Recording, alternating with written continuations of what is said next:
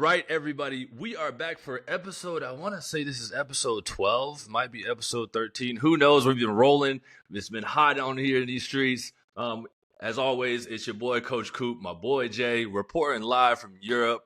As always, hit the comment below button, hit subscribe, like, all that good stuff to go ahead and continue to boost this up. And before I introduce our special guest today, I want to say a big shout out to my boys over at Swagger Worldwide. Sent me a whole package of gear to help me swag it out for pregame and in-game gear. If you have a chance, check them out at Swagger Worldwide. They are based out of Italy.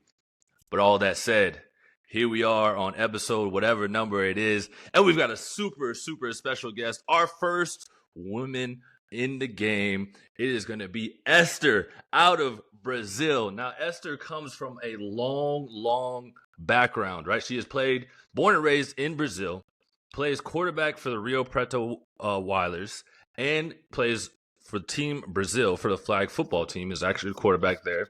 Has played on multiple tackle football teams in Brazil, women's tackle football, right? And on top of that, she is the quarterback's coach for the national team. She is the quarterback's coach for the flag football team. She is a quarterback's coach for the men's team in the Rio Preto Wilders. Man, that is a heck of a resume. But even more important, she just got back from the Tampa Bay Buccaneers coaching pathway, where she was one of four. We might as well say one of two, honestly, because John Matthews, we won't count him as an international guy because he's been over here in Europe for a long time. And then Danny, he's also worked in America. So we'll say one of two international coaches to be invited to the Tampa Bay Buccaneers Coaching Academy. Ester, thank you for being here with us. And it's even more wild that our path has somehow weirdly crossed when I was down in Brazil in 2020 before COVID happened. And just like now having you here on the show, welcome. Thank you. Super excited about it. Yes. So let's straight into this.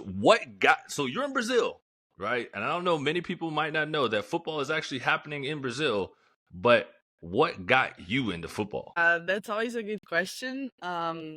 I was able to, meet football when I was 10 years old. And in Brazil, that's not really usual, especially talking about 14 years ago, because the NFL was not that huge and things like that. Not many people were fans. But my brother was an NFL fan. And because of him, I started watching football. And playing football, being around football was not really an option, so I was just a fan in general. But my brother started playing football at the time. I was actually at the first tackle, first official full equipment tackle game. I was there watching the game in 2008. And since then, I have been passionate about the sport, but I never thought I would have the option of playing or coaching or whatever. But then in 2014, when I was doing the transition from high school to college, I found a women's tackle football team in my city, Curitiba. That's where I'm from. And then I started playing, never quit. So 10 years later, here am I. Wow. And so what position did you start off as? I actually started as receiver, and then I made the transition to a quarterback because that's what the team needed at the time. Was it what the team needed, or did you just saw somebody play quarterback and you're like, yo, I want to be that person? You know, you're like that person that's always got the ball. No, I didn't want at all, because I knew, obviously after starting playing, you learn other parts of football, but from watching football for a long time, I didn't want to be the quarterback, all the responsibility, the pressure. I just wanted to have fun, so I wanted to be a receiver. But then seeing that I had the leadership skills to be the quarterback, and I had enough talent, I don't know, or just the will to put the work in, I said, all right, so I'm going to be the quarterback because the team needs a quarterback. So that was it. So your brother first started playing, and then you decided to start playing. Now, tell me, how does that conversation go, at home, with your parents? Like, hey, mom, dad, I want to play football. We're talking about tackle football. This isn't something that you see a lot of women. Now, nowadays you do, right? The barrier has been broken to where you see a lot of women playing, but you're what? How old did you say you were when you first started? When I started, I was 17. Right, and then you're asking your parents to go play tackle football. Like, what was that like? Right. So the time that my brother was playing, he was teaching me pretty much the general stuff. So like we were playing football in the backyard. So my parents have seen me playing like or trying to play football or be around football since I was 11, I want to say. So they knew my passion for the sport. When the time, like when I found about the team, like I actually needed their support because it was really far from home. And here in Brazil, you can get your driver's license only when you are 18. So I couldn't drive myself to practice. It was pretty far to go by bus. So they had to drive me and wait and drive me back. So like I really needed their support. And what's the craziest part about it? And they is that not they only um, supported me about playing after I want to say 6 months, my mom started playing on my team. What? So yeah, because think about it, she was driving me to practice. She was waiting down there for 2 hours, like sitting here watching. She was like, you need players. I'm just here. Why not? So yeah, my mom played too. So in general, my family has been really, really supportive, especially because my mom was able to like be around, especially in this beginning. In 2016, I decided to play for a team in Rio because our team wasn't ready to play yet, but I needed the experience as a coach and quarterback. I needed to have more games. And my family supported me emotionally, financially, everything. So I can't complain, honestly. That's That's super awesome. dope. Yo, to have your mom out there, like Jay, could you imagine like your dad like suiting up and like he's playing right alongside you right now? Like imagine that, I'm bro. jealous. Yeah, I'm a jealous. like that's such a cool experience, like something that you get to take with you for like the rest of your life. Like you played football with your mom. Like Yeah. that's cool, and also your brother being involved. I mean, so you say you switched teams and you went to a team in Rio. What was that transition like? So I didn't really switch teams. What I did was our team it took us, I want to say 3 years to have a roster big enough to be able to play and to participate in the championships and stuff. But this team in Rio, they were really experienced already. So what I was doing is like once like 1 weekend of every month, I would travel to Rio to practice with them and then play with them. So like I wasn't really in Rio at all. I was just traveling to practice and play. So I would go back and forth like pretty much every month. So that's how it worked. And for me, it was really good to see like they were a more experienced team. So I could like take input on the things that they did good and the things I didn't agree and like do different in the program that I was running because that's the crazy thing about football in Brazil, especially when you don't have that many human resources. After I don't know, I want to say 6 months playing, I had to step up as the head coach because like we didn't have coaches anymore. So like we didn't have coaches. Like I was the one that knew football for I don't know 10 years already or something like that. So I began to coach the team and play and do the managing part of it. So at the beginning was actually a lot of different responsibilities on me. So like being able to see this other program and like not having anything to do with it and learning from it and making decisions. Okay, so this is the way we want to go. We're not this we can do as they do, or this I think we should go in a different way. And the long story short, in 2019, I want to say 3 or 4 years later of this whole experience, we played the national championship game against most of those players that I was able to play, and we beat them. So that was really interesting for me, kind of full circle story, I think.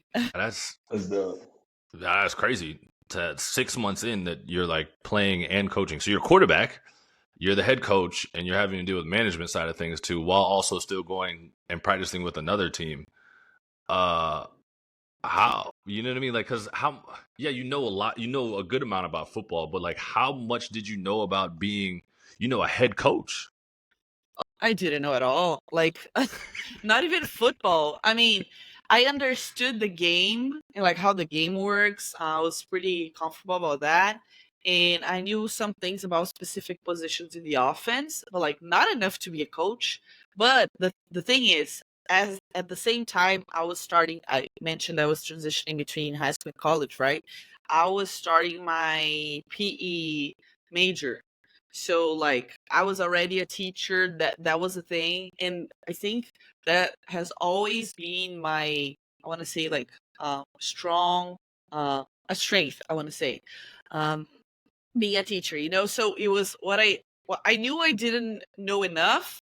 So at the beginning, I remember I decided to, okay, so we're gonna think about this plan for, I don't know, I want to say the first 6 months, because I needed to study to be ready to coach.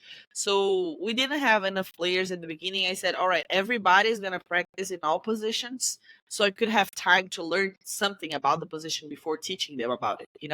So I don't know, the first, I want to say, for weeks we focused on skills, so receivers and DBs. So I knew something about receivers already. I didn't know enough about DBs, but I was studying it, so I was able to learn and teach, like one thing next to the other. And then after that, I knew I didn't know enough about O-line, D-line, so I was trying to find guys from the men's team that could go in some practices and help, so I could like pick their brains, this kind of stuff. But I mean, I was able to do all these three parts because the team was really small at the beginning. I was able to do this until our first competitive season, that I was the president, head coach, and quarterback. But it was just really, really challenging. It's hard because these positions kind of compete between themselves. It's hard to be the quarterback and have to make decisions in game. And one thing that I was always able to do, and I think that's something I did well, was to delegate responsibilities to other people. Even though I was the head coach, like in game, I knew I was playing, so I wouldn't be able to make decisions, and I let other people make those decisions. Yeah, I think that was it. But I didn't know anything, not enough. Yeah, that's I know I couldn't do it. You know what I mean? Like being able to be a defensive coordinator or even a head coach while I'm still trying to play. It's a lot because you, again, like you said, like you delegated really well, but some people aren't good at that part. Like some people would take it to the head, like, no, I'm going to run this play and do this like the way I want to do it, and that's how it's going to be done because I'm the head coach or I'm the OC or the defensive coordinator, and I'm also playing in a position that calls those plays. So kudos to you for being able to step back, swallow the pride, and let somebody else delegate and like make those calls during the game while you're playing. So the transition though, like, because your whole time you've been playing, you've been coaching, right? Yeah, pretty much. Which side do you prefer to be on more, right? Like, do you decide to be on like the player side or the coach's side? That's a tough question, I think, because I love different thing about both things. The thing is that as a player, an athlete, you have just an amount of expectations that you can get as a woman playing football. So at some point, I understood I wanted to be working with football, like that was my goal. And if I wanted to be able to keep being on foot in football, like I had to coach in a different level that I was coaching at the time. So I want to say, since 2018, I started preparing myself to be a coach. So until this time that I was explaining to you guys, I was playing and coaching the same team.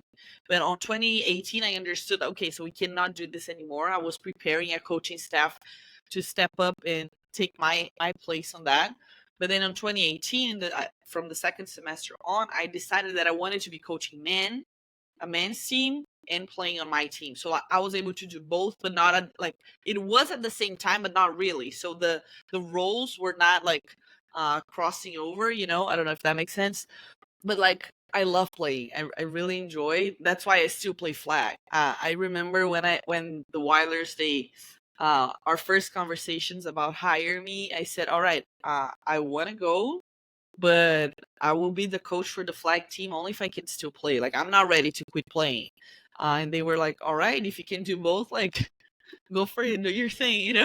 So for the last 2.5 years, I have been coaching and playing flag because I'm just not ready to quit playing. But I love coaching as well because I love to teach. So it's just, I don't know, conflict. No, yeah, that's awesome. I feel like you're further ahead than most head coaches that I've had, where it's like knowing not to always, micromanage and being able to delegate to other people. I feel like those are just like fundamental things that you have to be able to do as a head coach. Well, like, what do you think are some things that you have learned from, like, your early stages of coaching to like now? What are like the biggest takeaways?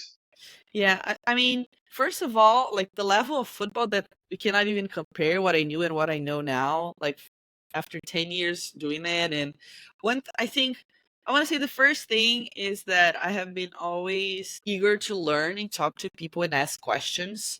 And I think that's something I had at the beginning, I still have right now, and I believe that this is something that made me come to where I am right now. I remember the first time you asked me, "Oh, so how much did you know when you started coaching, or like how was your football knowledge, whatever?"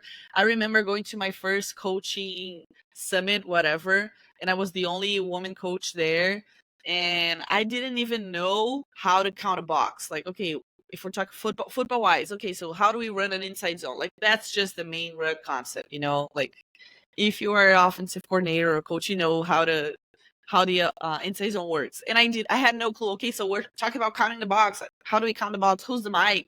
Like I had no clue. And I came to this O-line coach. He was like a big reference. I was like, okay, coach, I need to install an offense. I have no clue like where to start. Can you teach me how to count a box? And like he took my notebook and he was like drawing the O-line, drawing the D-line, the backers, and like teaching me. Okay, so anyway, so I think this asking mentality, I don't know if that makes sense. So I think that's something that I had in the beginning, I still have right now, especially if we look at the experience that I just had at Tampa. You have to ask questions because people, in general, people are willing to help you, but you got to reach out. So I think that's one thing.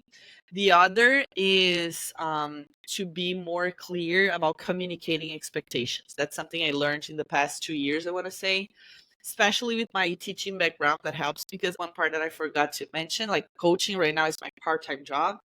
I teach English too. And at the school that I teach, we have a really good methodology, and I learned some things that I can transition to my coaching part of life anyway. And that's something that I learned about teaching kids. Like you have to communicate your expectations really clearly. We take some things for granted, like, oh, that's just obvious. That's what's expected from you. You have to do this because anyway, and that's one thing that I'm trying to be better as a coach. For example, I'm gonna be more specific. When we're talking about players that believe they deserve more play time, like that's a struggle that we have. Like for us, it's obvious. Okay, you're not performing on practices. Like how can you not see that? And they just don't see at all. So it's our job as coaches to communicate. Like, all right, so that's what you think it is, but like that's what I'm seeing. That's what I expect from you. When you get to this point, I can give you more playing time because of this or that. So right now I'm talking just playing time, but like when you're talking about drills, maybe sometimes we get really frustrated because we think we communicated everything we expect from them during the like to perform the drill, but we didn't really, like we were not clear enough.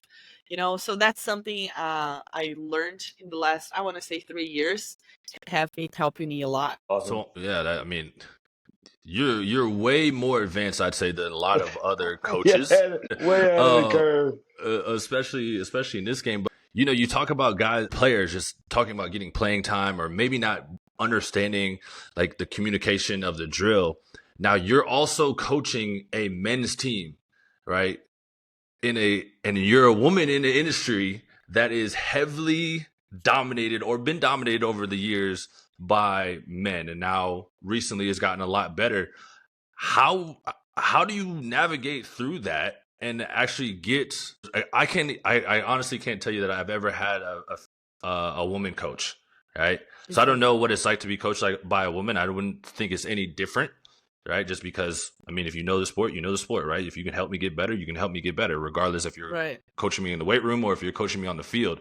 But how do you get that across to the guys that you're coaching that, hey, you know just as much or even more about football, that you can help them become better football players too?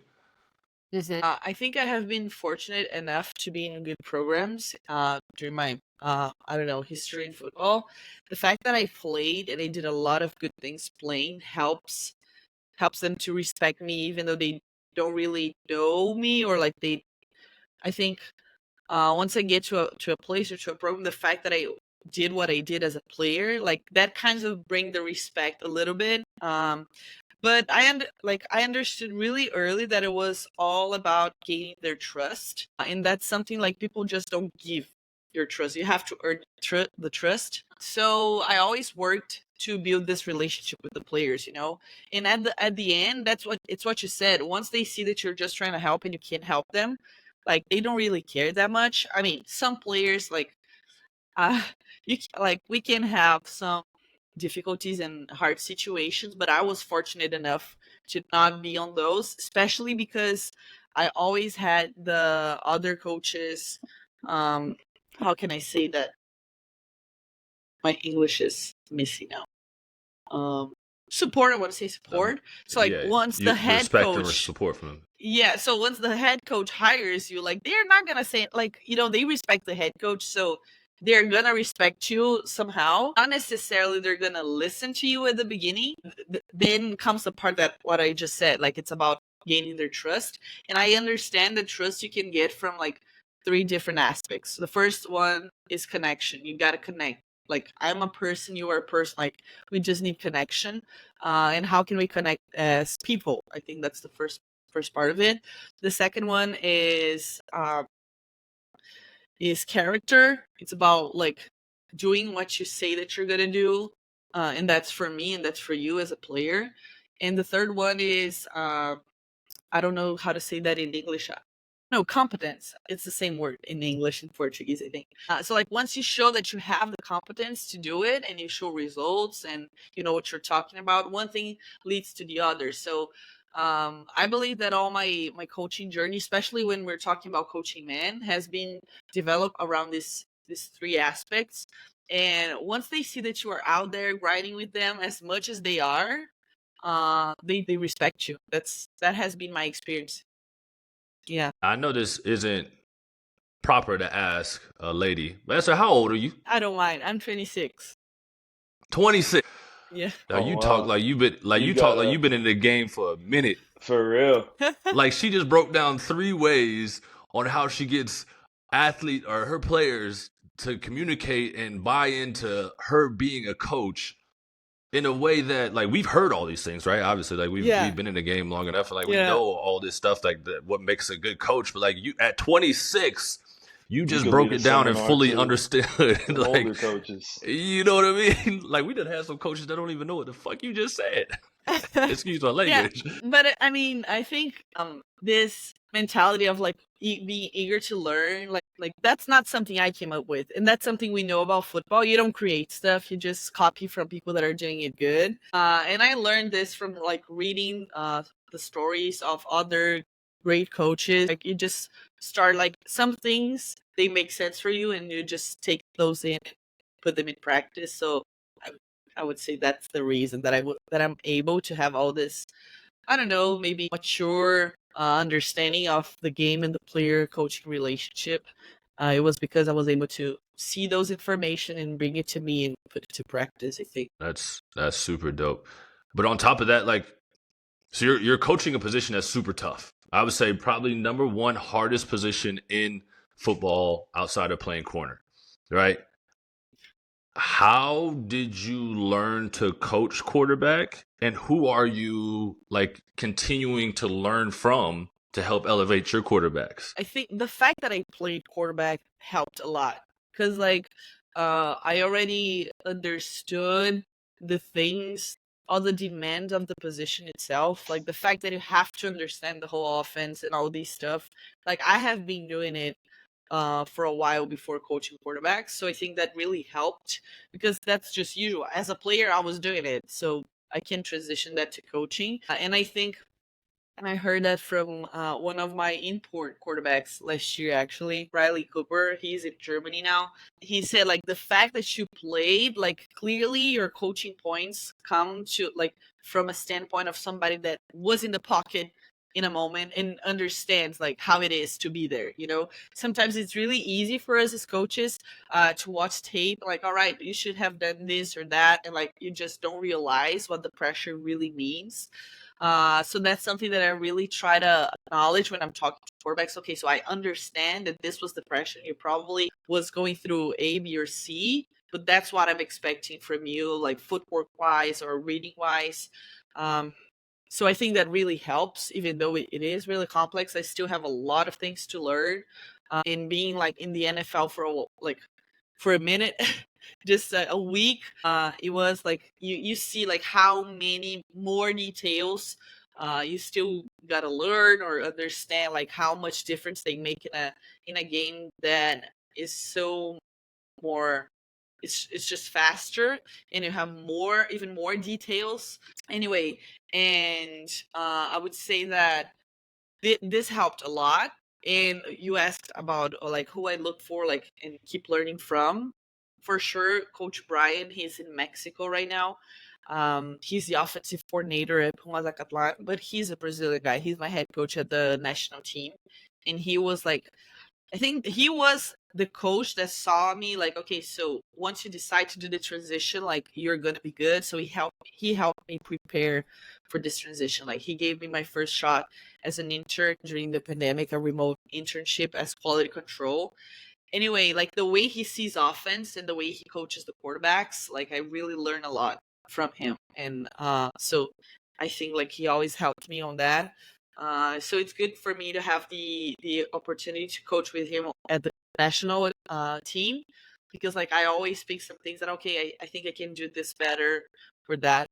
Anyway. Yeah, I love that you have pretty much like all the fundamentals down of just like coaching, and obviously it seems like you're learning with regards to like more so X's and O's. I kind of wanted to dive down a little bit deeper, especially since you're not a position coach, you're a head coach.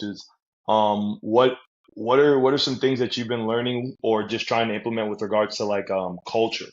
I feel like that's probably like the hardest thing that head coaches have to go about implementing. And I mean, yeah, just I'd be interested in what you have to say about that. Yeah, absolutely. So that's the cool thing about being the head coach on the flag team. And like right now, I'm just a position coach in football, but at some point, I aspire maybe being a OC. A head coach, I don't have the ability to be, but OC, yes. And I think like being the head coach on the flag team, it's kind of my lab that I can go over like those things, especially culture wise.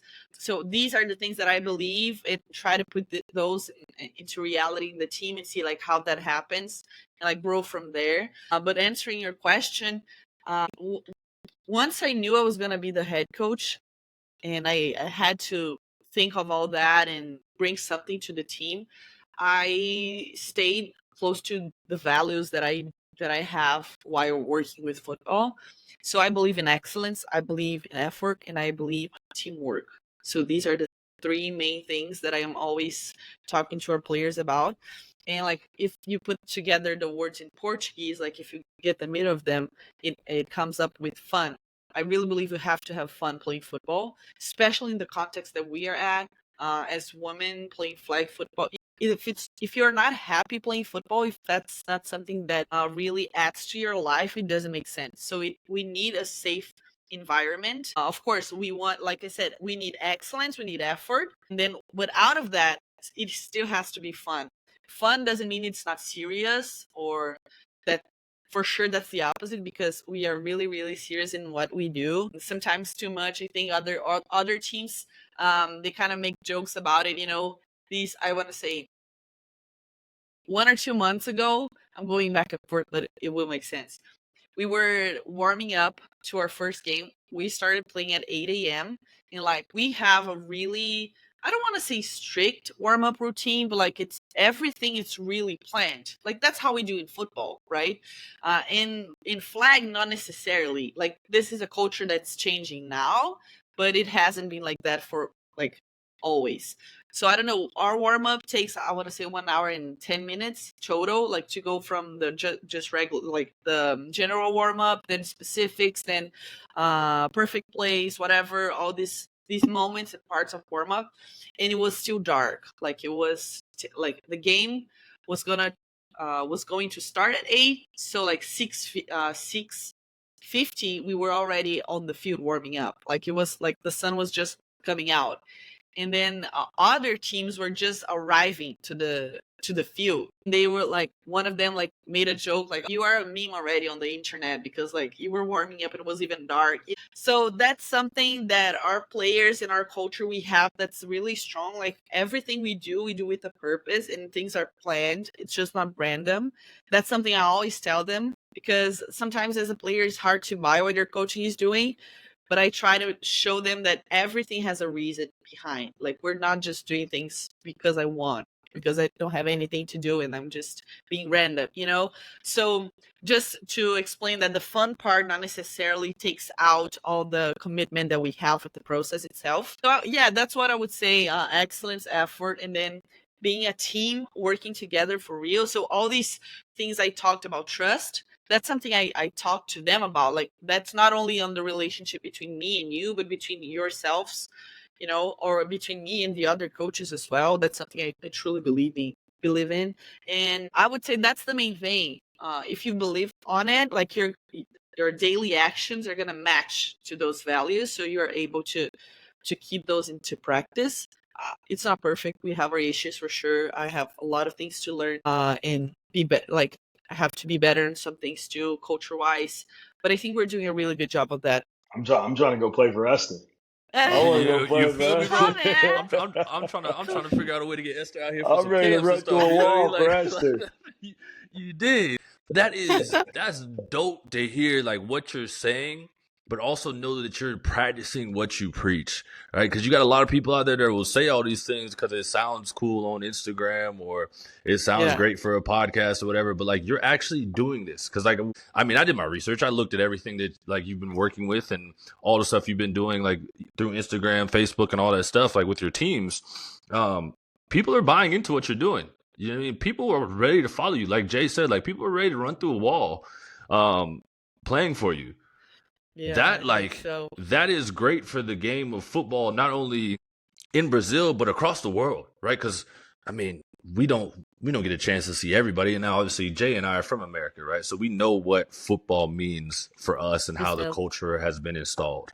Yeah. Especially being from southern states and playing down south, like it's live and breathe that stuff. So it's really cool to hear you say this and actually be doing it on a daily basis. But like you just got a huge opportunity, right? You just spent a week with the Tampa Bay Buccaneers, right? You got to hear from some very big name coaches. What was that experience like, and what are some things that you took away from it?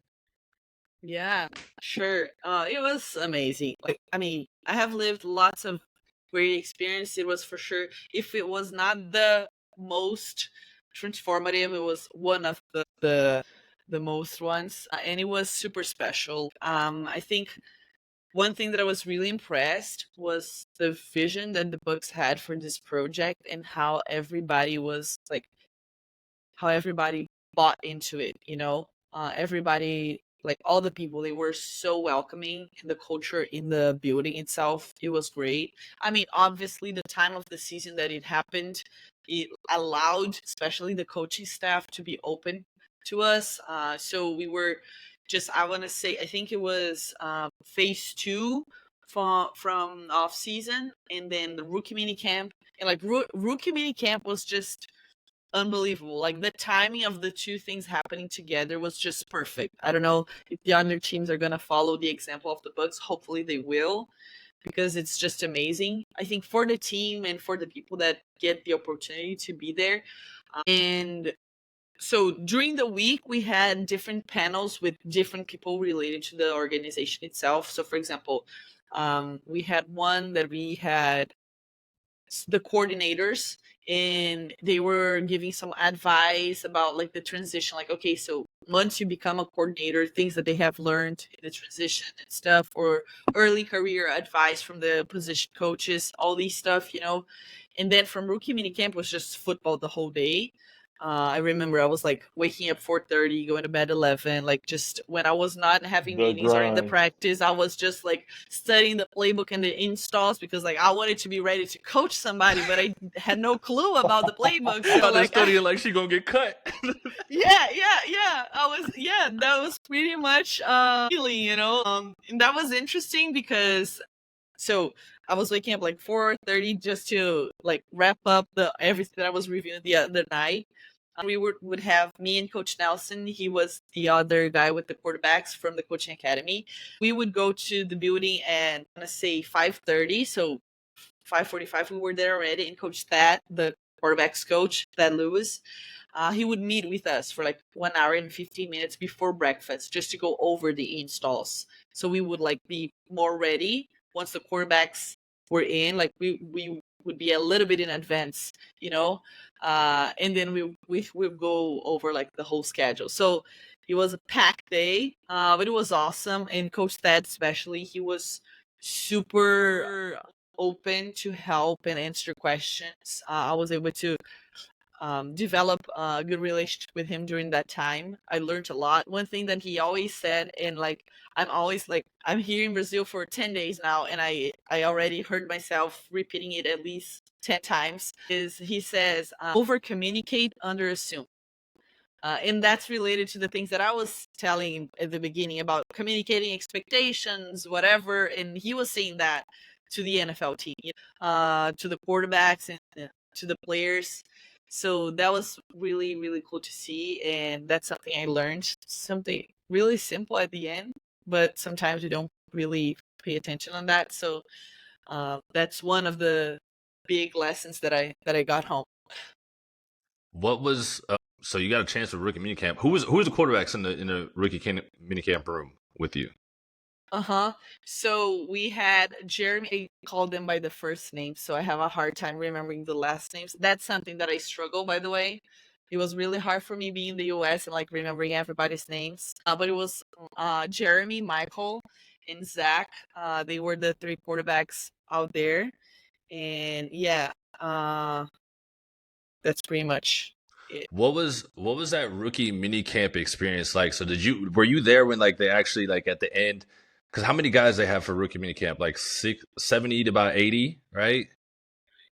Yeah, I want to say 50, 60, something like that. Yeah, It was, something like that. And they only really kind of keep 20, 25 guys or so. So yeah. were you around when the guys got cut and stuff?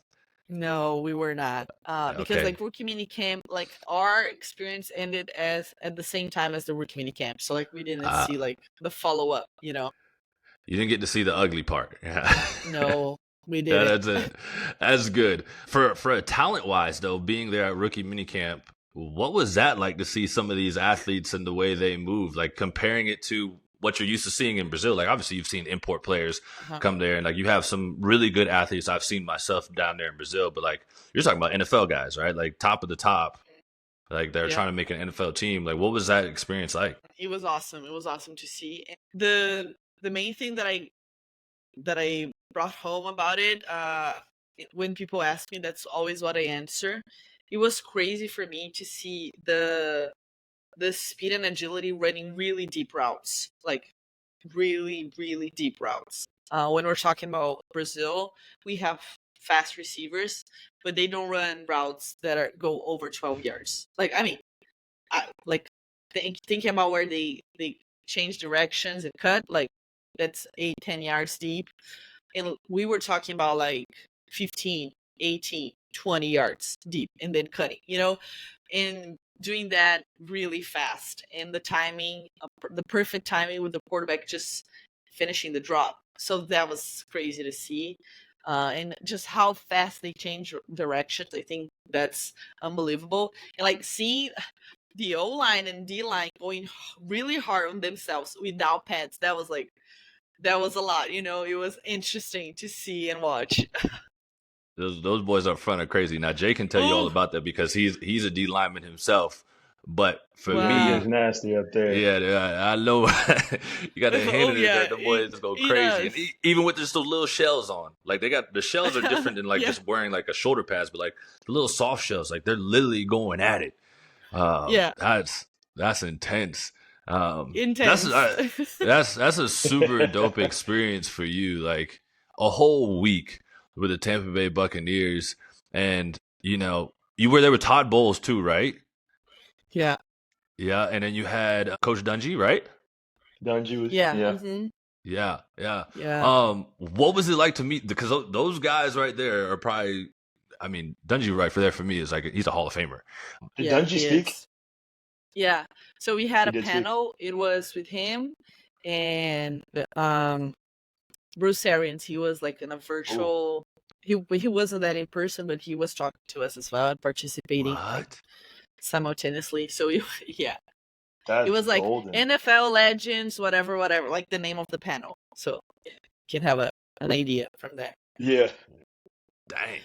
Yeah, you were up there with some top notch coaches.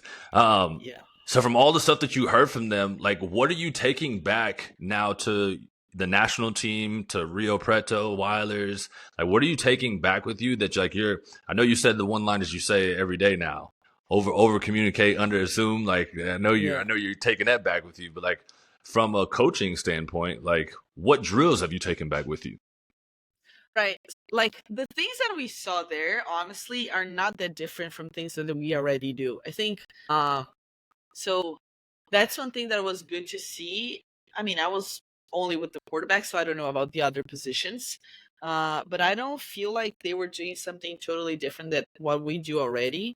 Like in thinking about like the practice schedule, like how one thing develops and goes to the other. Like that's pretty much what we do here in Rio Preto already. And obviously the conditions of it and the timing, the pace, and I don't know, the quality of it, for sure it's a lot better. I think it was more like showing me that we are doing really good and we are going the correct direction more than anything else. um so like I was paying attention more, I think, some details on transitions from drills and some small details of structure that they have that helps a lot doing just simple stuff like run mesh, for example. So we're just talking about exchange between the quarterback and the running back, and they had this, I don't know how to call it, it was like a long line, and they had like the O line alignment on it. I just don't know how to call it. I don't know if you guys Oh, you're talking understand about what I'm trying to say. the mat that has like the center guards, Yeah, tackles. yeah, Yeah, that's yeah. So yeah. like that's just simple, but I have never seen it. And like that is just so much helpful because that's something we struggle here. Like, okay, so we're running just run mesh with the quarterback and running back. And sometimes I have to say, okay, so you are too close, you are too far, because they don't have a reference. And we, like, Yeah. for the running back, the O line is the reference. So like sometimes we put cones, but like cones are not the same thing. It can be a little bit confusing. So some just small details that like, and maybe for you guys, I don't know, play college, whatever, or for them that play in the NFL, it's just so simple and usual, but like I have never seen. So that's something, I don't know how we're gonna make it here, but I would like to try to make something like that to have on our practices, or even like the thing is like they had resources that we don't have here, especially human wise, but like how the coaches were always helping the quarterbacks during, like, I don't know, walkthrough, for example, and being the secondary or whatever, like giving specific looks for the quarterback, especially during walkthrough. That's something I would like to improve here, because like we run like the plays on air, and it is relevant, but like we already have routes on air. So like how can we make the walkthrough period better? That's something I don't have the answers yet because, like I said, we don't have the human resources that they have. Like maybe if we give just two specific defenders, that's gonna be good enough. Um, what else? One of the drills that Coach Stat and Coach Coach Liam, the offensive coordinator, um, one of the drills they were doing was just drop back, like clapping, throwing. They had like a variation of drop back hitch, throwing, and drop back flipping hips and throwing. That's one drill that I got, and I have never done it. I done like just I don't know, drop back in line.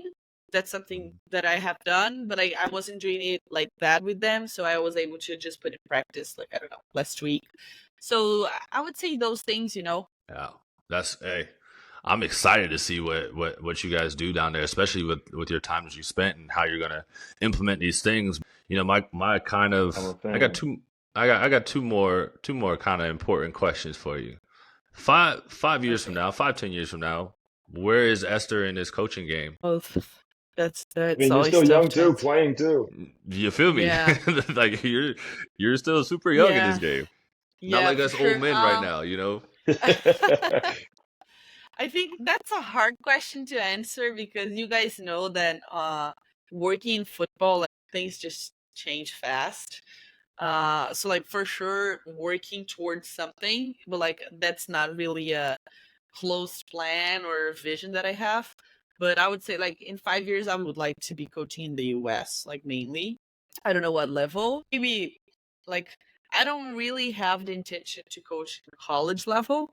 For sure if I have an opportunity on the NFL, you don't pass that opportunity. But like I see myself like in a high school maybe. Like I think that's something that really matches, I don't know, just like everything that I just talked about.